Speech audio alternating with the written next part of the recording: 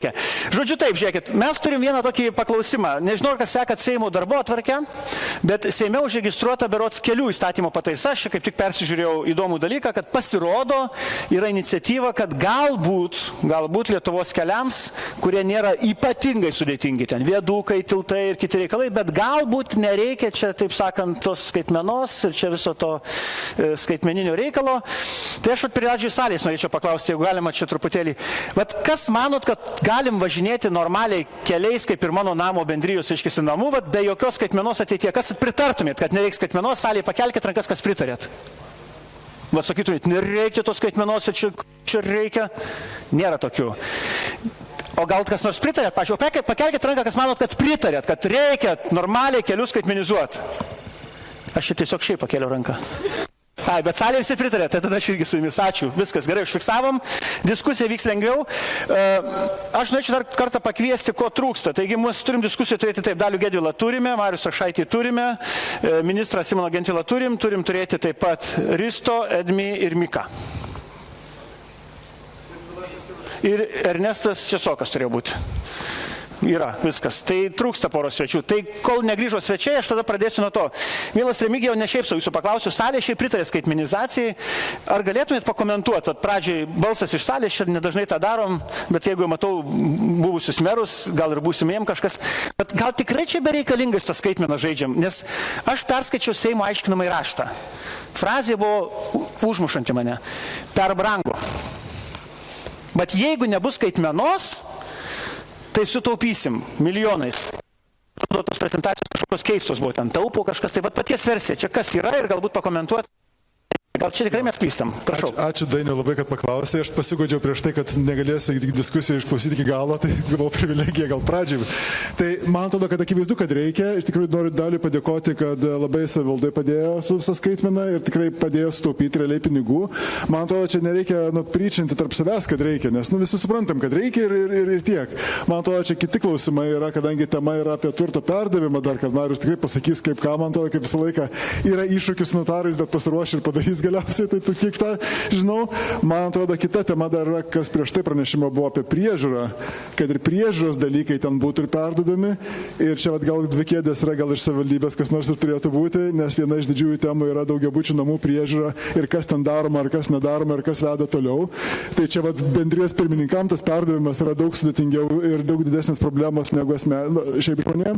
Tai man atrodo, reikia eiti pirmin ir su priežiūros perdavimu, ir su tuo perdavimu, ir aš nekiek nebejoju netgi dėl kelių, nes būna atveju, kai reikia paremontuoti, o nebuvo skaitmenos, bet naujais darant, aišku, kad reikia. Čia man atrodo toksai gana obvious dalykas. Tai, bet o kodėl atrodo, kad vis dėlto nereikia? Nes man tas, kad skaitmena kainuoja, tai yra aiški žinia. Žinot, aš iš tiesų atsimenu dar tą laiką, nors Dalius visą laiką man irgi sako ačiū, kad padėjai ten dar ką Vilniui, pramušėm daug ledų ir padėjom pirmiau, bet aš atsimenu, kai vienu metu pats pusę žingsnio atgal žengiau.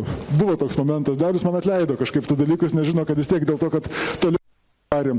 Buvo toks momentas, kai pradėjom visur reikalauti BIMO ir buvo mažyčių dalykų, kur taip supratom, kad rinka yra tikrai nepasiruošusi ir galbūt po metų bus pasiruošusi, bet dabar ne. Tai mes padarėm tą pauzelę ir paskui dasvijom. Aš kažkaip noriu tikėtis, kad čia su tuo susiję, bet iš tikrųjų turbūt ne, nes būkime atviri, kelių priežiūrų mažų firmų nebeliko. Yra tik tai labai didelės. Tai aš manau, kad čia tiesiog pasiklydimas yra arba galbūt senom nuostatom vadovaujantis, nes jeigu reikia tau, nežinau, pasodinti obelaitę kieme, ar tenai, nežinau, ligustrą kokią, tai galbūt viena situacija, bet jeigu tau reikia kelią nutiesti, tai yra visiškai kita situacija ir man atrodo, kad čia tiesiog, aš tai labai tikiuosi, kad nebus priimta tai, nes man atrodo, čia truputėlį pasiklysta. Na, ačiū. Ačiū labai, tai aš suprantu, kad jo su keliais Stefanų nereiks perdavinėti. Nu gerai. Taip, čia turim 2 mikrofonus. Aš pradėsiu nuo ministro tradiciškai, nes kaip Lietuvoje dažniausiai skundžiasi žmonės. Jeigu blogai, prezidentui, Seimo pirmininkui, premjerui ir ministrui. Tai dėl to perdavimo pastatų. Dažnai Lietuvoje sako taip, nėra teisės akto, taip sakant, ir nieko. Mielas Simonai, kaip paties versija, iš to, kas dabar sureguliuota, skaitmeniniai dalykai lyg ir įdėti, vienur, kitur, trečiur, ketvirtur, bet su perdavimu. Tas momentas, kad su Stefanu nereiktų perduoti ir viso kito, kelius, ten pastatus. Reikia kažkur čia tai pridėti, tų visų aiškumų. Jo, tai čia tas atvejis, kai įstatymė yra parašyta, o praktikoje nevyksta. Tai čia buvo įstatymo citata uždėta, ne? ar nedaliaus, tai jau turėtų būti daroma, bet kodėl tai nedaroma, tai dėl to, kad turbūt neapsibrėžia tvarkos, kas turi būti perduota. Kas neapsibrėžia? Gal aplinkos ministerija, gal notarų rūmai, gal, čia vis tiek iš esmės neapsibrėžia. Dabar kas yra turinys ir kas yra proporcinga perdavinėti. Aš kitą pavyzdį, ne apie Stefaną, bet apie Švediją. Nueikit, kad ir į Swedbanko maklerių kontorą, Švedijos puslapį, kur yra būsto skelbimai įdėti. Prie kiekvieno švediško būsto skelbimo arba suomiško turbūt būsto skelbimo jūs turėsite informaciją apie to buto eksploatavimo bendrijos ataskaitas, auditus, techninį remontą, sukauptą depozitinę sąskaitą, šilumos priežiūros istoriją. Turėsite pastato būklės analizę. O kur pas mumis Aruodė? Aruodas... Ten pašta labai gera dvasia. Taip. Gera vieta. Ir dabar atsakant į jūsų klausimą, tai man atrodo, čia labiau ne civilinių santykių klausimas, ta prasme, pardavimo metu klausimas, bet į ką mes turbūt dedam pastangas, tai yra statybos sektoriaus vystymo agentūros vystomas duomenų bankas, kuriame turėtų nugulti statinio eksploatavimo informacija su techninė priežiūra, vertas, savivaldybės priežiūra ir dalis jos turi būti vieša, dalis suasmeninta ir turbūt ne dvipusį sandorį mes turėtumėm prižiūrėti, bet iš esmės dėl to, kad tai yra ir viešo intereso duomenys, kai kurie duomenys galbūt per maklerius nusintančiami ir paduodami į plačiai rinkai, ta prasme, susipažinti su statinio būklė, nes kai tu šiandien Lietuvoje perki butą, ar tu turi pirkimo momentų sužinoti, gal tu turi turėti viešą prieigą prie šito pastato būklės analizės.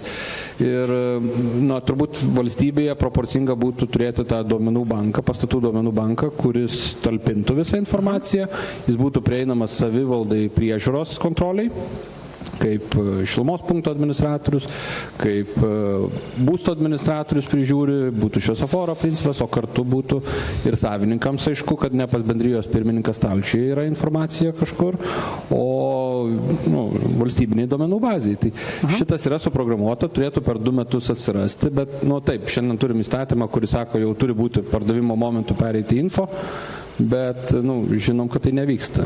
Kaip nevyksta? Jūs Marius Trakšaitį paminėjote, jis mačiau iš karto nusišypsojo, notarai apsidžiaugė. Mikrofoną, mielas Mariau, ar aš teisingai suprantu, kad dabar kas nori, jeigu ateina pas jumi ir viską čia lengvai susiforminam, ten ateinam, namą, butą perduodam ir sakom, žiūrėk, mes čia turim baldus, dar norim aprašyti dar kažką ir dar norėtume skaitmeną visą čia susitvarkyti. Viskas bus lengvai, suprantu, ne? Ar kaip vyksta? Papasakokit, kaip vyktų. Tai papasakosiu, aišku. Kai mane pakvietė čia diskutuoti, aš aišku keistai pasijaučiu, bet galvoju, reikia nueiti, nes kadangi su Dalium jau apie tai esame kalbėję, aš temoje buvau, bet kai išgirdau, kad ministras paminėjo notarą, tai suprantu, kad nebereikalo atėjau. Tai kad duočiau gražos ministrai. Tai jūs puikiai žinote, o kas nežino pasakysiu, kad nesutarties sudarimo momentu čia apie reguliavimą kalbu, o iki sutarties sudarimo turi būti perduoti dokumentai. Tie dokumentai, žinot, mums kaip esantiems paskutinėje grandyje, mums nėra skirtumo, kaip tie dokumentai bus perdodami. Ir ne nuo Daliaus ar mano entuziazmo priklauso tai, kad dokumentai būtų perduoti skaitmeną. Jis turi tikrai daug entuziazmo, kad tai būtų, bet to neužtenka. Vis dėlto, ką ministras sakė, nieko nebus kitaip, kol nebus sureguliuota tai teisės aktais, kad tai perdodama sutarties sudarimo metu, kad tai turi atsispindėti pačioj sutartyje ir aš atsimenu ES direktyvą, jūs kaip toje srityje dirbantis žinote, kad kiekvienas sandoris Lietuvoje nekilnojamo turto gali būti perleidžiamas tik tai tada, kai yra energinio naudingumo sertifikavimas. Kaip gavosi Lietuvoje, čia kitas dalykas, kai tai tapo iš esmės didžiąją dalim tik tai formalumas, nes tai atlieka registrų centras ir pasako, kad tai yra žemiausios klasės, nors nebūtinai taip yra. Bet to entuzijazmo nepakako, kol teisės akto neatsirado. Ir tai pakeisti buvo teisės aktai ir tada tai privaloma tapo. Tai aš toj diskusijoje matau tik tai priminimą ir savo vaidmenį, kad jeigu bus teisės aktas, kuris įpareigos, tiek pirkėjas, tiek pardavėjas, tiek galų gale notaras neturės jokio kito pasirinkimo. Žodžiu, kai nebus pasirinkimo, bus aišku, tada ir darys. O taip, kad čia, taip sakant, tikėtis gerais dalykais, kad patys čia visi viskas tvarkys? Viskas, pasikartosiu, mūsų funkcija. Mes vykdome įstatymą. Mes negalime įpareigoti pardavėjo, perduoti, jeigu teisės aktas kalba, kad gali toną popierių perduoti, arba telefono numerį jūsų minėto Stefano. Taip, Stefanas. Norėjau Josefą pasakyti. Bet jeigu tai būtų sureguliuota, kad tai turi būti, o nėra skirtumo, žinot, perduoti ar flešiuką, ar, kaip ministras sakė, atidarytas tas duomenų bazės, ar kodus perduoti, čia yra jau technikos klausimas. Žodžiu, čia jums iš tiesų galbūt mažiau skirtumo, nors aš dėl flešiukų nesu tikras, kad čia geriausias metodas perduoti. Turto reikalai su valstybė susiję, turto bankas. Iš, taip sakant, mikrofoną duokit, jeigu galima. Visą laiką tikimasi, arba aš bent jau dažnai tikiuosi, kad kas turi rodyti lyderystę geruose dalykuose. Aišku, valstybinis sektorius. Aišku, jūs ten irgi gaunat visko, aš suprantu, dažniausiai gerų dalykų. Kitaip nebūna ten, prastų pastatų negausit, ten, žinot, senų, nenaudojamų, niekam nereikalingų, tik tai gerus dalykus atiduoda. Pakomentuokit tai, ką išgirdote, jums šitai aktualu, svarbu būtų, nes kitaip aš suprantu, jums ne tik Stefanų reikia, ten daug daugiau reikėtų, nes kai gauni popierius vienas dalykas, o realybė truputėlį skiriasi, spėjo, ne? Taip, sveiki. Visų pirma, tai turbūt ne apie Stefaną, o apie tą gerų pastatų, gero turto, ar ne?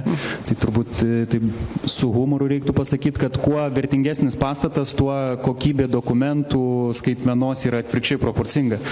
Tai pakomentuokit dar kartą dėl ko? Tai tikrai turto bankas kaip centralizuotas turto valdytojas, vadinkim, susiurbė tą nekilnojamą turtą su labai įvairia dokumentacija, su labai įvairiaus lygio dokumentacija ir apie skaitmeną per paskutinius 5 metus mes turbūt nekalbėjome. Apie skaitmeną pradedam kalbėti tuomet, kuomet vystome ir statome patys tuos pastatus. Visi kiti turtai, kurie yra mūsų dispozicijai, tai tikrai jų kokybinis dokumentų lygis, nekalbu apie kadastrinės bylas, jų atitikimą, faktinį sklypų situaciją ir taip toliau, toli gražu nėra toks, kokį galbūt norėtumėme perimti, bet suprantame, kad esam tam tikras kompetencijų centras, kuris vienaip ar kitaip turi spręsti tas problemas valstybėje, turi tvarkyti, turi standartizuoti.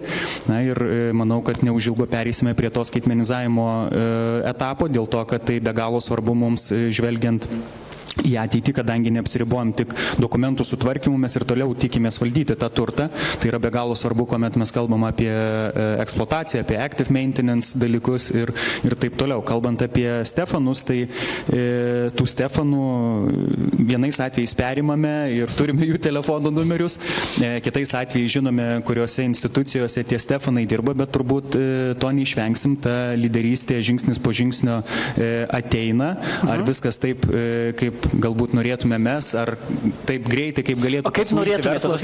Pasvajokit, įsivaizduokit, čia nieko nėra salėje, grįžtat šiandieną ir pasvajojat. Garsiai pasakykit, kaip pasvajotumėt, kaip turėtų būti sureguliuota. Marius Rakšaitis jau pasakė daug maž, jam tai dzin svarbu, kad būtų ten įrašyta ir tada darys. Tai kaip įrašys, taip ir padarys. Notarai labai teisingai, jie konstatuoja taip, kaip yra, o jūs kaip norėtumėt? Tai aš galiu taip pat pasikartoti, kaip įrašys, tai padarysim, bet resursų klausimas, kadangi kalba apie 1 milijoną plus kvadratinių metrų, apie 1000 pastatų ar patalpų su įvairiu lygiu, kaip minėjau, dokumentacijos, tai tikrai visų pirma reikia laiko. Neužtenka pasakyti, kad tokia yra įstatymo nuostata ir prašau įgyvendinkit. Natūralu, kad keičiasi pas mus tam tikri turto patikėtiniai ar turto savininkai.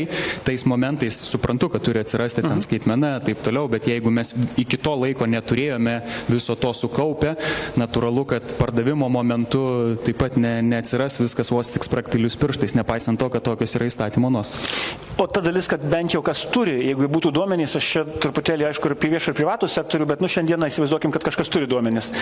Tai jis gali duot, gali ir neduot. Žinot, čia kaip paveikslą ten perki, žinot, būdavo žmonės įsigyja ir pasirodo įsigijo daiktą paveikslą, bet be teisės, pavyzdžiui, eksponuoti ir papildomai reikia mokinti. Šitokia artima tema būtų. Jūsų pozicija turėtų būti privalomi dalykai tam, kas jau yra. Vienreikšmiškai dėl to, kad mes patys kaip vieną iš funkcijų turim parduoti nekilnojamą turtą nereikalingą valstybės reikmėms, tai visą tai, ką mes esam sukaupę, ar skaitmenoje, ar tonui popieriaus, mes su mielu noru ir ne tik tai norim atiduoti, mes ir atiduodame ir atskleidžiame tai tinkamai aukciono sąlygos. Šiaip norėčiau į Suomiją nuvažiuoti, bet gal į Estiją pradžioj vis tiek pakeliui.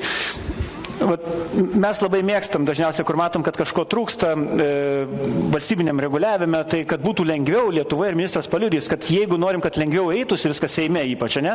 Pasakai, kad o Estijoje kas nors jau vyksta ir tada šiek tiek lengviau turėtų, teoriškai bent jau. Estijos vyriausybės kokia pozicija? You understood? Yeah? Yeah, it's a good question. For us, usually Estonian guys are like really good example, for best practice. Yeah, of course. I mean, of course, we also look. Yeah. Oh, sorry, I didn't hear. That's okay. But it's a good tactics, I would say. Like you should always refer to the neighbors, almost neighbors. But also we are referring to the, let's say, to the Nordics, that there is another way also to start with the process of requiring different data for your facility management. It doesn't really have to come for strict law. It can be also be started in a soft way, so to speak, soft way. Mm-hmm. It is those BIM requirements that you require, and I think Estonia kind of started in the same way, because we don't have strict in the law or regulations that you have to hand over, this kind of set or that kind of set.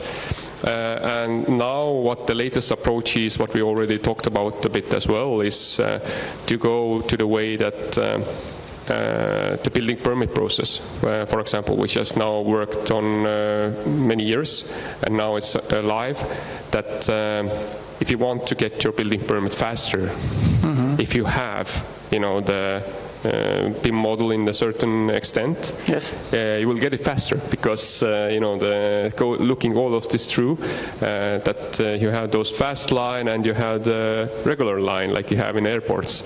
So that's a motivator in that sense in there.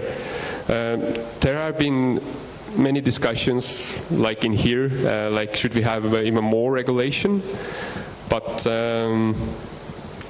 I personally think it has turned out pretty well to set those different other motivations and through the permits, and also to, how to say, in some cases it's better to have or to give this freedom to decide what kind of data you would like to have for your building.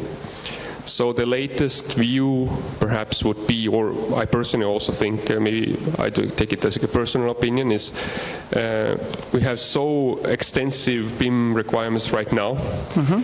So now you start to think how to make it perhaps a bit smarter. So the smarter way would be probably that we will try to keep the required BIM requirements for everyone in the industry a bit smaller package like it is today, but then it's optional what you want for your building to be included. And this seems quite reasonable, because you cannot say that office building, let's say public office building, and let's say building in a port or the port building are the same, because for example Port of Tallinn will ask you there are certain elements that doesn't exist in any other infrastructure or the building, so it doesn't really make sense to have the requirements for a whole. But I think the topic that just was discussed is that's also really interesting. That if you follow this logic, that if you have all of the data in your hand as an as-built model, let's say. Hopefully it's updated. But you have this digital asset, and now if you want to sell it, that would be an argument to have a larger value for selling this building. So I think the discussion here would be that we should go in a way that this in that mindset that this digital asset is also part of the deal. So you can use it as as it in the same package. Yeah. Okay, thank you, Mika. Now. I will switch to Lithuania, okay? Thanks. Žinot, yra dar viena tema, kuri irgi dažniausiai svarbi, tai yra tų duomenų saugojimas ir perdavimas. Nes čia teoriškai mes suprantam, kad galima ir flešiukuose nešioti, bet net į flešiuką reikia iš kažkur įrašyti. Ir verslas, akivaizdu, kad jau dabar turi daug duomenų ir galbūt daugiau kai kuriais atvejais, privatus savininkai, bet kai kalbam apie valstybinį reguliavimą, mes iškart turim galvoti, kaip čia viskas vėliau vyks. Dėl to norėjau į Suomiją nuvykti dabar truputėlį ir paklausti. Aš suprantu, kad Suomija įstojus į NATO, galite paploti. Čia mums nauja gera kompanija. Ir Suomijoje saugomi duomenys ir pas mus dabar tapo saugesni, tikrai. Bet aš vis tiek norėčiau jūsų paklausti. Kaip saugo, kas užtikrina, kaip ten nepasimeta? Jūs galite kažkaip ranką prie širdies pridėjęs pasakyti, kad ne tik NATO duomenys apsaugoja, bet sistema puikiai, tiesiog visiems abejojantiem, kad čia, žinot, rinksim, darysim, bauk ir dings, kaip pinigai kokie nors kur nors kopti. Galite tą dalį pakomentuoti. NATO yra gerai, bet mums detaliau jei galima. Yes, thank you. Cybersecurity has been kind of a hot topic, especially now in a couple of years, and especially in Finland we have been quite focused on figuring out how we keep our data safe, and like in Finland when we do business with state or municipalities, there's always the restriction that the data cannot go outside Finland. So we only use data centers which are in Finland. So that's a major thing you need to take in consideration.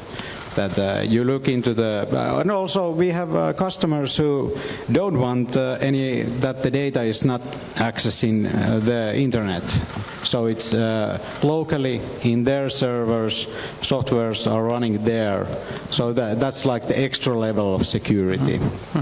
So these are kind of 2 points, and obviously we as Groundlund have to make sure that our customers' data in Ground Manager is always kept at the best security level. And obviously there's like international and also Finnish certificates which then audit our premises and systems in accordance to those certificates. So that's one way. And also, it's also very interesting what relations between private sector and public sector. We still are discussing a lot of things we are discussing here, but going to real practice, it's still a very complicated issue. It doesn't matter which question, even data. I mean, in Lithuania we trust each other a little bit. Very. Ministrai, sutinkat, kad privačiam ir viešam turbūt nėra populiariausia tema sakyti, mes čia privačiam atiduosim, viskas sutvarkys jie. Supratau. Suomijos, your way, what is private-public partnership in this field? I think there is a level of trust there. Obviously, we have companies who have been in this sector for so even the people move around from companies to companies, and somewhat move from the private sector to public sector. So obviously people are quite close to each other. In a way, although there's thousands of people work in construction and buildings, it's still a small group of people then who are like know about data and use data, and they know each other usually quite well. And I meant to say to the previous Turistas talk that it's I think the value of building data is underestimated. It's like if anyone here is going to buy a car, I think you all know when it has been maintenance and you know the specs of the car. But do you know the specs of your building? Is it question? Yeah. Yeah. Okay. So it's a weird thing. Like a car can obviously cost a lot of money, but usually your apartment or your house costs way more. But we don't understand the value of the history data on that side. Labai geras pasakymas, mielas Dalio, aš galvoju, jeigu būtumėte senų automobilių padėvėtų automobilių asociacijos vadovas, visiems būtų viskas paprasčiau. Visi suprantam, mašinos automobilio metai svarbu, bet priežiūra ten daugmaž visi kiti reikalai. Bet ar iš tikrųjų taip sunku suprasti visiems, kad ne tik automobilio eksploatavimo laikotarpiai svarbus, ką jau čia mes truputėlį supratom, kad Volkswagen Passat 94 metų ne viskas taip vienodai, bet su pastatais, tie ciklai, kad čia yra turtas, visi tie duomenys sukaupti, kad ne tik metai, kvadrato kaina, gera dvasia, gera lokacija, bet skaitmenos tie duomenys. Jums jau yra tas jausmas, kad visi čia suprantam, nuo notarų iki ir estai netgi mus palaiko. Yra tas jausmas šiandien?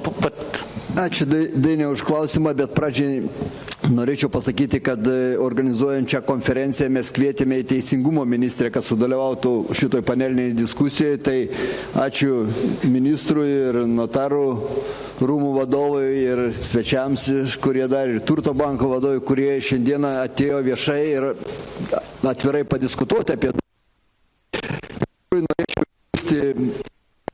savo, kuris lygiai taip pat sirgtų už tai, kad viešas saugumas ginant asmenų interesus, privačių asmenų interesus, atsispindėtų nors kažkaip tose notarinės sutartyse. Aš suprantu, kad teisinis reguliavimas šiek tiek vėluoja, bet aš tikiuosi, kad šita konferencija paskatins tos pokyčius, teisinio reguliavimo pokyčius. Esame apie tai informavę ir Seimo atitinkamai komitetą, kad galbūt jūs pasidomėkite, parodykite iniciatyvą, kad duomenys ir ta vertė, kuri gali ateiti naujam savininkui, būtų išsaugota. Dabar apie automobilių asociacijos vadybą ir apie tai, apie perspektyvas. Viliojančiai atrodo, kadangi tenai atsirado nauji privatus produktai, gaunu informaciją, kad naujas apsas, arba nenorėčiau reklamuoti, bet pasakysiu, kadangi tokį klausimą yra tokia programėlė Car Vertical. Jeigu atsidarysite ją, pasižiūrėkite, kokie duomenys yra apie automobilius. Tai tą, ką mes svajojame ir šnekame, aš atsidariau, jeigu susivedu ten kažkokius duomenys, tai visą gyvavimo ciklo informaciją aš turiu vienoj vietoj.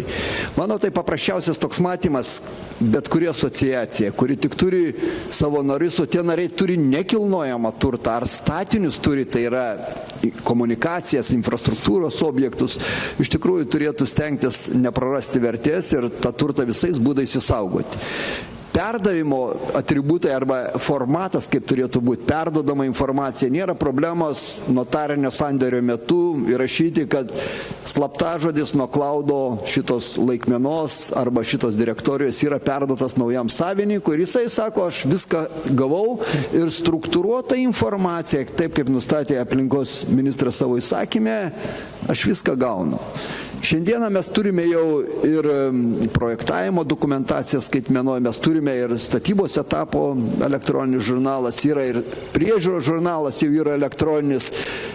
Matėte, kad demonstravo, ką tik tai prezentavo ir saugyklas, kaip galima saugoti, Siemens atstovas padarė, Granlands, visas yra. Reikia paprasčiausiai priimti sprendimą ir taikyti tos produktus. Saugumas nėra abejonės, kibernetinis saugumas jis būtinas. Šiandieną tik patarčiau, kad tie vartotojai, kurie vartojate kažkokią programinę įrangą, jeigu tai yra Lietuvos ar tai užsienio gamintojas, ISO 27001 jis yra vienas iš saugiklių sertifikatas, kuris užtikrina, kad duomenys yra saugomi tenai atsakingai. Ir tie, kurie perkate paslaugas ar viešo pirkimo būdu, ar privačiai, tikrai turėtumėte žiūrėti. Mika tikrai labai padarė gerą prezentaciją ir Risto, labai ačiū Jums. Manau, kad edukavote ir mums padėsite susivokti, kuriuo keliu pasukti ir kaip greičiau įgyvendinti tos pokyčius. Nėra abejonės, klausimas, ar geriau atlieka tą funkciją, ar viešas sektorius saugo tos duomenis. Aš beveik esu tikras, šiandieną nenaudotume Microsofto, Apple ir kitų dalykų. Privatus paslaugos tiekėjas lygiai toks pats saugus kaip ir viešas, jeigu jis laikosi tam tikrų sertifikuotų dalykų. Akreditacija ir naudojimas mūsų rinkoje bet kokio produkto yra įmanomas ir nėra abejonės, kad jeigu notarinėje sutartyje atsirastų įrašas, kad tokiam cloud'e sertifikuotam randasi duomenys ir naujas savininkas jos pasvordą gavo ar pasirašo naują susitarimą, aš manau, kad tas saugumas ir duomenų išsaugojimo tęstinumas taptų norma mūsų gyvenime, mūsų valstybės gyvenime. Ir jeigu kažkuriam kitam šimtmetyje, kaip Cheopso piramidėje, ras ant akmens išbraižytą užrašą, tai bus net akmens ant klaudo kažkur, tai kažkokį duomenį, sakys, jie Lietuvos BIM entuziastai buvo šaunuoliai ir notarai buvo šaunuoliai, kadangi duomenys išsaugė. Taip, dažnai notaro minimų dar negirdėjau konferencijoje, bet tada grįžkim prie tokio labai praktinio dalyko. Įsivaizduokim, kad čia salėje, jau matėm, prieštaraujančius skaitmeniniam priedui, reiškiniui, kurie vertė turbūt šiaip nebuvo, nes visi supranta, kad tai yra nauda. Bet aš žiūrėdamas į ministrą, galvoju ir žinodamas, kad bet kokia reforma, ar tai būtų pastatų renovacija, ar iš vis bet ką, kad darytum, sakytum, žmonėms vertė padidės. Aš puikiai pamenu, kai Vilniuje atsiradinėjo šitą iniciatyvą, net Vilniuje, kaip vangiai visi čia fokščia, žinai, čia neaišku, čia paimsi. Sudėtingi dalykai, nors atrodytų tau duoda ar paramą, ar pinigus, ir aš pats puikiai pamenu, kad daug kas nepasitikėjo. Vat šitas dalykas, kuris čia šiandien atėjo, ar sukurti vertę, išaiškinti, kad tai yra ne kaštai, bet vertė. Vat ministro paklausiu, čia gal kampanijos reikia kokios tokios greituojų būdų, reiškia, kad teisės aktus, jeigu priminėt, aš bandau žiūrėti, dar kol kas neįmariu, bet jeigu kažką priminėt, kažkokiom apiptim, bet kuriom, kad kas turi perduoda, kaip perduoda, vat tom dalim neskausmingom, neprievartinim. Ar be kampanijos įmanoma? Aš manau, be reguliavimo tikrai neapseisim. Čia tikrai reikia sureguliuoti šitą sritį, užduoti standartą, ypač naujos statybos, kaip turto bankas sakė, net ir valstybiniai apskaitoj inventorizuoto turto su duomenimis yra trūkumas. Tai jeigu pas profesionalus yra trūkumas, ką kalbėti apie neprofesionalų sektorių. Tai be reguliavimo tikrai ne. Tai, man atrodo, pradžios taškas yra, kas yra privaloma šiandien, tai yra būsto eksploatavimas, šilumos punkto eksploatavimas, šitie dalykai, kas yra tikrai jau sureguliuota ir savivalda turi prižiūrėti, tarkim, arba tenai turi prižiūrėti. Tai tie duomenys tiesiog yra, klausimas, ar jie perduodami ir kokie. Toliau dėl statinio projekto, kaip valstybė mes turime tai, kas yra infostatyboje talpinama, bet dėl eksploatavimo, pavyzdžiui, mes informacijos kol kas valstybėje neturime. Dabar elektroninis statybos žurnalas, čia gera alegorija Daliaus su Google, nes Europa galvoja, kad mes sukursime patį savo softą, o Amerika kodėl visada prieš akį, dėl to, kad frameworką sukuria, o tada kompanijos konkuruoja. Tai, man atrodo, geras yra pavyzdys mūsų aplinkos ministerijoje su elektroniniu statybos žurnalu, kai tu sakai, standartas turi būti toks, o rinka konkuruoti, buvo vienas tiekėjas, dabar atsirado antras. Tai, man atrodo, iš esmės mes turėtumėm kalbėti apie atvirą kodą, duomenų nusiurbimą ir validavimą, kad jis nebūtų keičiamas, užfiksuotas laike. Paslaugų tiekėjų, softų, ar tai būtų ne car vertical, bet house vertical, žinai, atsiras, ta prasme, gerąją tą žodžio prasme. Bet notarinių sandorių ar turto perdavimo metu tvarkos, kas turi būti perduodama, kokia apimtimi, reikia pradėti nuo profesionalų ir pereiti, turbūt atsakant Dainiau jums klausimą, tada į neprofesionalų sektorių. Ir tas profesionalus sektorius turėtų trumpus terminus. Mano namas palauks, visas kai. Aš turto banką žiūriu, žiūrėkit, jūs vis tiek dideli, ta prasme, bet, turbūt logiška, žiūrėkit, ministras praktiškai užuominas visai kaip po aplinkui vis tiek, link profesionalų juda lyderystės tam tikros. Labai teisingai ir ministras palėtė House Vertical, tai iš tiesų Turto banke tokį House Vertical gal ir prototipą bandom turėti. Tai ne tik statybos elektroninį žurnalą, bet ir pastatų priežiūros tam tikrą elektroninį žurnalą, kuris, vadinkim, mūsų sugalvotas, kurtas, šiuo metu testuojamas ir, manau, turės didelį pasisekimą. Tai tie žingsniai yra daromi. Manau, ateis laikas, kuomet galėsim tikrai pasigirti tuo, bet dabar esam toje aktyvioj darbo fazėje. Ne? Visi žinom tą galutinį tikslą, visi salėje taip pat linkčiojo ir pritarė, kad reikia tos skaitmenos ir tikiu, kad neužilgo bus tam tikras proveržis ir nekalbu tik apie tuos naujos statybos objektus, kurie jau ir taip dabar yra pavyzdiniai, laimi tam tikrus apdovanojimus ir valstybės projektai. Tai tikiu, kad ir tas ekonominis paskatinimas, paskata dėl sutaupimų, kuomet tu galėsi skaitmeną valdyti pastatus, turėtų būti vienas iš tų pagrindinių variklių, kuris ir kitus verstų skaitmenizuotis ir turėti viską jau tam, vadinkim, šiuolaikiniam formate. Aš, gerbiamo Mikos, norėčiau to paklausti. Estam labiau pasiekė, kad jūs šalia ten, jūs dažniausiai bendraujat, vis tiek nuo mūsų toliau esat. Jeigu į gerąją patirtį, ir jūs patartumėte 3 dalykus, 2, 1. Mūsų stadijoje dabar esant, ką labiausiai reikėtų daryti notaram, visiems? Yeah.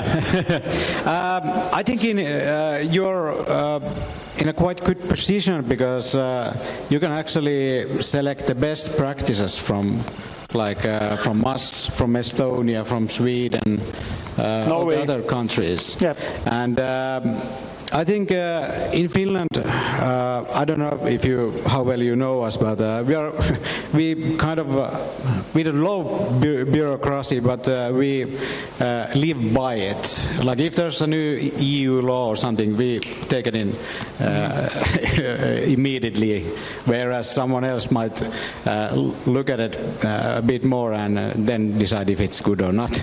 But in regards of that, like the building data, there has been a Finnish maintenance book since I think 99 or something, and that basically created the base for the data. You had to have some kind of a history, or at least in the beginning of the maintenance phase, you had to have a maintenance book for your building. Then it's another question if it has been used in all buildings or not.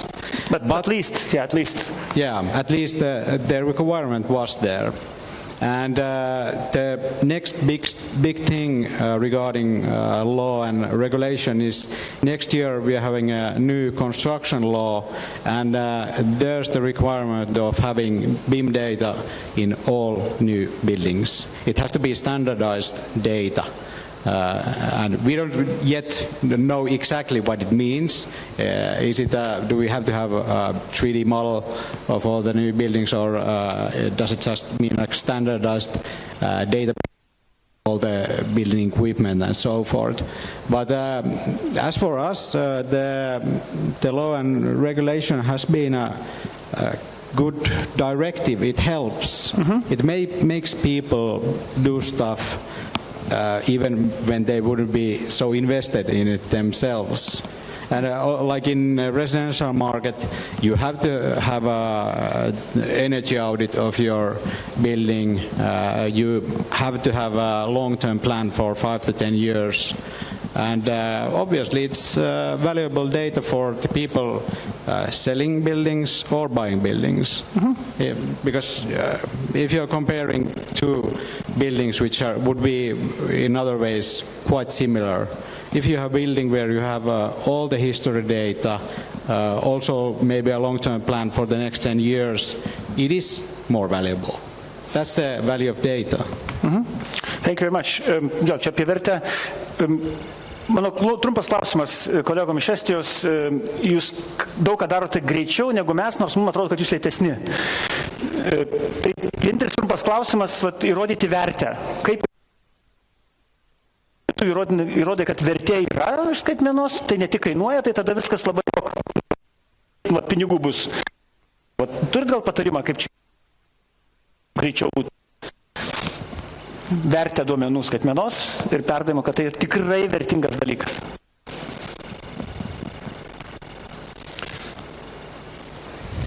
That is a really good question. I think it's when we as the first idea, and we had a boom of different smart contracts and blockchain and different this kind of area. That might be one of the to prove that your building is in a certain level, that your data is correct. No one has written it over, and manipulated with. I think, and another way is to, probably there are with the sustainability coming really heavily into all of the sector as well. I think there are ways. It's not so difficult, but I just wanted to respond to that we are faster and perhaps we have fancy BIM permit checking method, but maybe Talios, I'm sorry, I might now spoil and share the secret. What I have seen, as I have seen the BIM competition projects, I have to say that actually the content there is really, really good. And this is not a joke. It is good. I'm not really sure that Estonian projects, I think it's a similar level.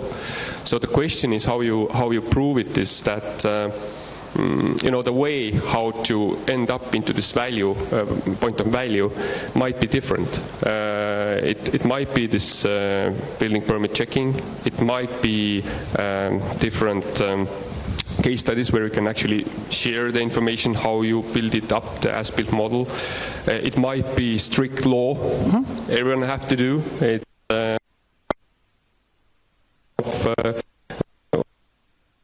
There are different aspects, I don't know, cultural, historical, other background of the nations. So each one of us has our own way. But if I may, I had a really but I have a really interesting thought listening all of this, what we have just discussed that. I have a question. How do you make your bank transfer today? Can you make it with a phone? Let's discuss later, okay? Yeah. Not to me, but overall. Okay. But is it? I mean, is it just few clicks and you can transfer? You can make a bank transfer with your phone, right?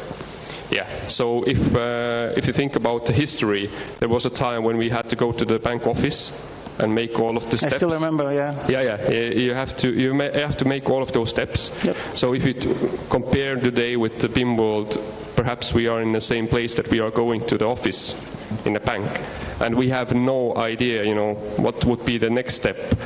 We are in a place where we have as-built models. We have no idea how to update them efficiently, right? So the question is, if we now come to the bank transfer, that we have those next step was this card with your PIN numbers. We might be there in the sense that we understand that we have a lot of data when you have as-built model. But now the next question is, to identify those really practical cases where you also win the money or win the cost, like we had this example of the cars and the buildings. It's probably hard to grasp now what would be, the saving if we would have this data for the building. So and compare with this bank transfer today. If I now make it with a few clicks with 2 minutes with my phone today, I don't even think about the way I did it a long time before. So if I would now count all of the hours, all of the activities I needed to make, to be here as I am today, imagine all of the savings. But we didn't have a clue back then. We thought it's a normal process, right? Thank you very much. Ir ačiū už komplimentus Lietuvai, pasirodo mes irgi greiti. Pabaigai, iš tikrųjų, aš vis tiek, you'd like to add something, yeah? Yeah, I was actually, I realized that we are maybe missing one link from this panel. The banks. Because actually, regarding your talk also, if I'm buying a property in Finland, I have to provide bank information of the property. The service history, all that stuff, and it has to be somewhere. Usually, maybe in residential market, but they have with the facility managers, and they have those information because of our legislation. And obviously, when investors are buying buildings or portfolios of buildings, they do the due diligence stuff, and those reports and the data from them should be also somewhere digitally. Thank you very much. Ačiū už patarimą, bankus taip pat įtrauksim, bet dabar turėtų vis tiek, aš spėju dabar arba notarai, arba gerbiamas Dalius turi apibendrinti, bet gal tada Mariui pirmiausia, jeigu trumpai, po šitos diskusijos, mielas Mariu, matot perspektyvą notaram daugiau veiklos galimybių, konkrečių, su tuo turtu, nes turto perleidimą, žiūrėkit, jeigu procentą nuo turto gauni nuo namo, dar čia nuo šito, juk gerai būtų. Aš apie teisingumo ministrę, grįžę pasiūlysit, ką nors iškia ministrai? Aš dabar suprantu savo vaidmenį, dėl ko jūs mane pakvietėt. Tai apibendrinsiu, jūs turėkite ką perduoti, o kaip perduoti tikrai mes sugalvosim. Viskas už geriausią kainą rinkoje. Ačiū labai. Ačiū labai. Mielas Daliau, vis tiek reikia jums apibendrinti, bet iš to, ką išgirdote, jau dabar aišku, ką daryti, ne turbūt? Aš beveik esu tikras, kad mes pasisėmėme truputį informacijos dalyvaudami šioje konferencijoje. Aš džiaugiuosi, kad panelinės diskusijos dalyviai pasakė savo įžvalgas ir galbūt patarimus išgirdome iš kolegų. Ir kažkaip vis tiek to entuziazmo pas mane nesumažėjo. Aš galvoju, kad šitą teisinio reguliavimo pokytį mes kartu susitelkę padarysime. Ir beveik esu tikras, kad atsiras tam tikros struktūros, atsiras tam tikrie aprašai, atsiras tam tikras reglamentavimas, kaip, kada ir kokia forma turėtų būti perdodama. Ir aš savo pradžioj pasisakymę šito renginio paminėjau, kad aš tikiu, kad atsiras ir buhalterinės apskaitos įstatyme pakeitimas, kad būtų fiksuojama ir apskaitoma informacijos vertė. Kol neatsiranda ir neturime tos vertės piniginė išraiška kažkokio tai skaičiaus, tai mes nebranginame, išbarstome ir pasimeta. Bet jeigu mes matysime, kad apskaito yra vertė ten, kaip sakė kolegos, auga su kiekvienais metais, matysime augančią, o ne mažėjančią tą vertę, aš beveik esu tikras, kai nei vienas buhalteris neleis pamesti, atėjus pas notaro matysime, kokia kaina yra už materialų turtą, kokia yra už žemę ir kokia vertė yra už informacijos per visą gyvenimo ciklą sukauptos kainą. Tai visus tos dalykus aš beveik esu tikras, kad pamatysime teisės aktuose ir džiaugiuosi, kad, kaip sakau, susirinkote, išgirdote ir pradėsite savo įmonėse tą informaciją kaupti ir kai ateisite pas gerbiamą Marių, visi prašysite įforminti tos informacijos perdavimo, o ministras pasirūpins, kokie formatai ir kas ten turėtų atsidurti notarinėje sutartyje. Ačiū. Ačiū Jums labai. Galite paploti už diskusiją. Kol kas aš savo Stefaną pasilaikysiu, bet žiūrėkit, brangiausias dalykas yra laikas. Turėjom kavos pertraukai 20 minučių. Jeigu spėsit per 10 ir ateisit po 15, būsiu labai dėkingas. Ačiū, geros kavos ir ačiū dar kartą Jums visiems. Sėkmės. Ačiū. Ačiū.